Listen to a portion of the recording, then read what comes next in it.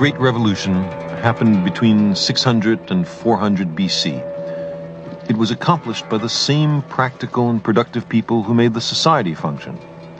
Political power was in the hands of the merchants, who promoted the technology on which their prosperity depended. The earliest pioneers of science were merchants and artisans and their children.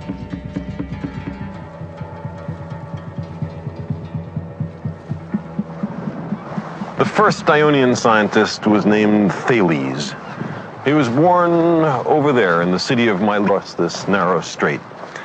He had traveled in Egypt and was conversant with the knowledge of Babylon. Like the Babylonians, he believed that the world had once all been water. To explain the dry land, the Babylonians added that their god Marduk had placed a mat on the face of the waters and piled dirt on top of it. Thales had a similar view, but he left Marduk out. Yes, the world had once been mostly water, but it was a natural process which explained the dry land. Thales thought it was similar to the silting up he had observed at the delta of the River Nile. Whether Thales' conclusions were right or wrong is not nearly as important as his approach. The world was not made by the gods, but instead was the result of material forces interacting in nature. Thales brought back from Babylon and Egypt the seeds of new sciences, astronomy and geometry, sciences which would sprout and grow in the fertile soil of Ionia.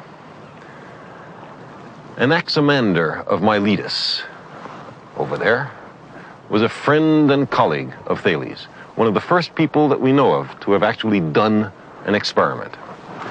By examining the moving shadow cast by a vertical stick, he determined accurately the length of the year and the length of the seasons.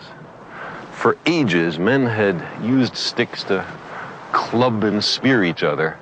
Anaximander used a stick to measure time.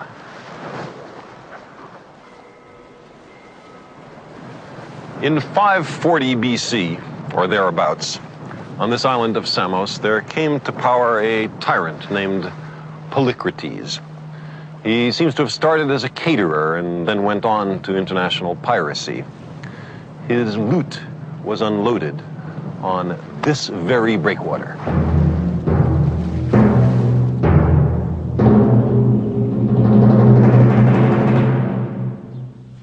But he oppressed his own people. He made war on his neighbors. He quite rightly feared invasion. So Polycrates surrounded his capital city with an impressive wall whose remains stand till this day.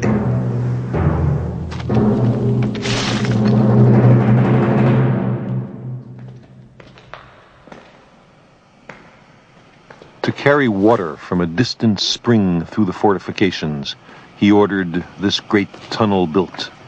A kilometer long, it pierces a mountain.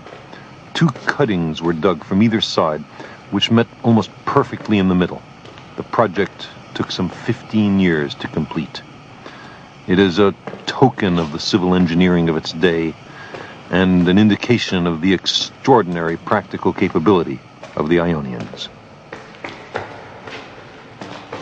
The enduring legacy of the Ionians is the tools and techniques they developed, which remain the basis of modern technology.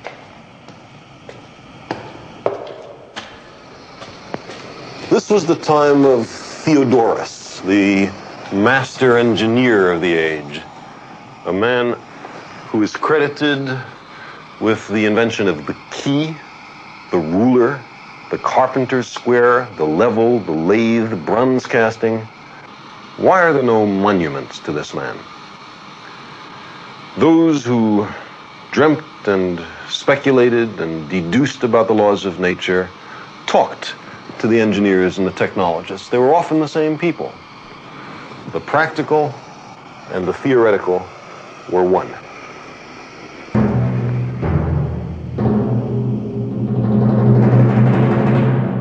This new hybrid of abstract thought and everyday experience blossomed into science. When these practical men turned their attention to the natural world, they began to uncover hidden wonders and breathtaking possibilities.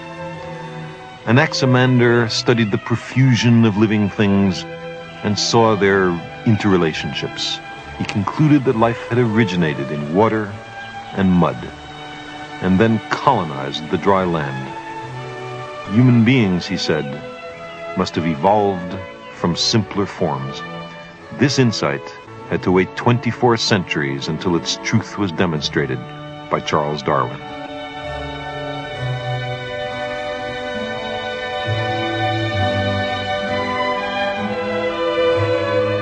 Nothing was excluded from the investigations of these first scientists.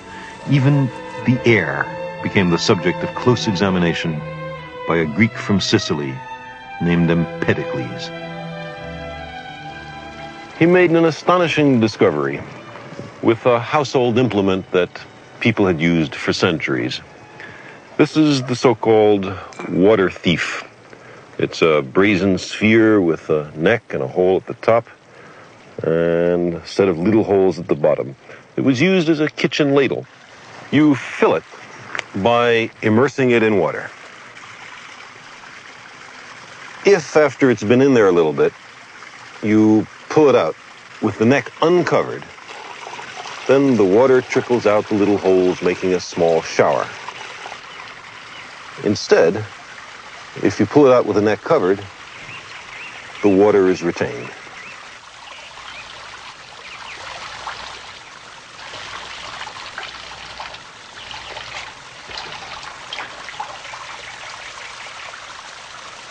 Now, try to fill it with the neck covered with my thumb. Nothing happens. Why not? There's something in the way. Some material is blocking the access of the water into the sphere. I can't see any such material. What could it be? Empedocles identified it as air. What else could it be? A thing you can't see can exert pressure, can frustrate my wish to fill this vessel with water if I were dumb enough to leave my thumb on the neck. Empedocles had discovered the invisible. Air, he thought, must be matter in a form so finely divided that it couldn't be seen.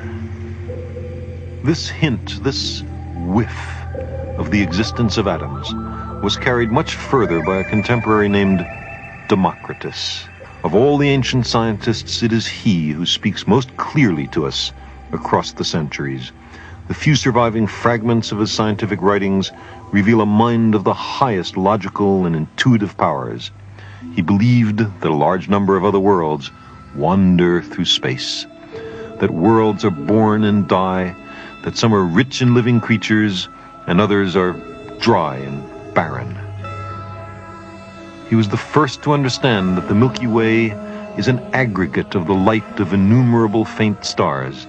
Beyond campfires in the sky, beyond the milk of Hera, beyond the backbone of night, the mind of Democritus soared.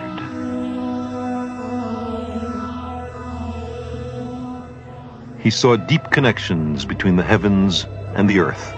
Man, he said, is a microcosm, a little cosmos.